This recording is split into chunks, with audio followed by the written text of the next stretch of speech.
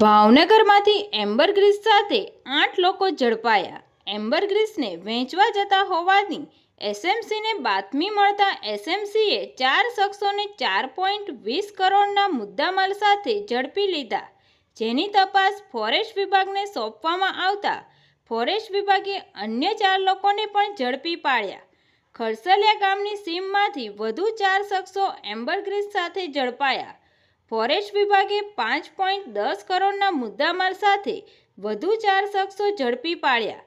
કુલ 8 આરોપીઓ પાસેથી 9 kilo ambergris ઝડપાયું।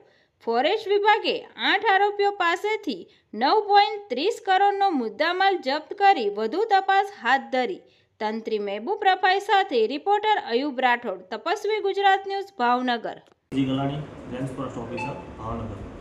સાહેબ, ખાસ કરીને એમ્બરગ્રીસ જે ઝડપાયું છે, 4 જેટલા આરોપી છે, સ્ટેટ મોનિટરિંગ સેલ દ્વારા ઝડપાયું છે। સમગ્ર મામલો કઈ રીતના છે? ફોરેસ્ટ ડિપાર્ટમેન્ટે આ મામલે કઈ રીતના તપાસ કરી છે?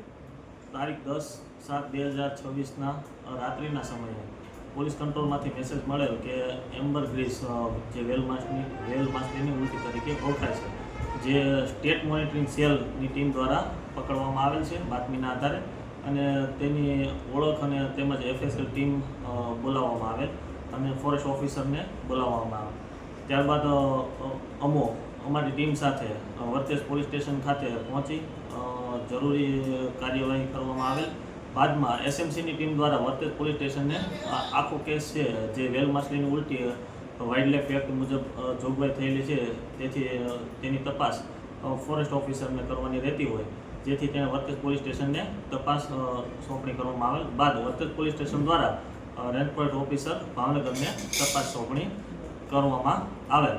બાદમાં જે મુદ્દામાલનો કબજો આરોપીનો, જે 4 આરોપી ઝડપાયેલા હતા તેનો કબજો મેળવેલ। જે એસએમસીની ટીમે જે મુદ્દામાલ પકડેલો હતો તે 4 કરોડ જે ઇન્ટરનેશનલ માર્કેટ વેલ્યુ છે, જે આ સ્પમની, જે ઉલટીની એમ્બરગ્રીસની, 4,30,00,000 જેટલો મુદ્દામાલ ઝડપાયેલ હતો।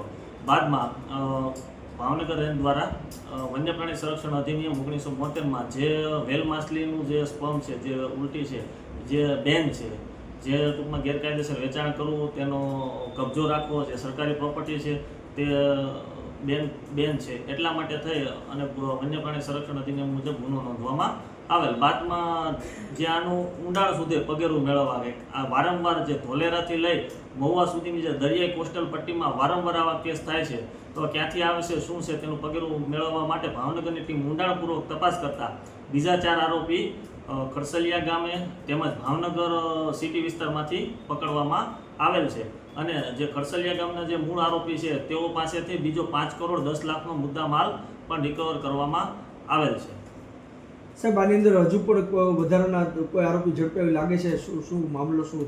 હાલ જે એસએમસીની ટીમ દ્વારા જે વેચાણ કરવાવાળા આરોપી પકડવામાં આવેલ હતા, ત્યારબાદ ભાવનગર વન વિભાગની ટીમ દ્વારા જે મૂળ સુધીના આરોપીઓ પકડવામાં આવેલ છે, તપાસ ચાલુ છે। સાહેબ, આ જે એમ્બરગ્રીસ છે એ કેવા પ્રકારના ઉપયોગમાં લેવાતું હોય છે?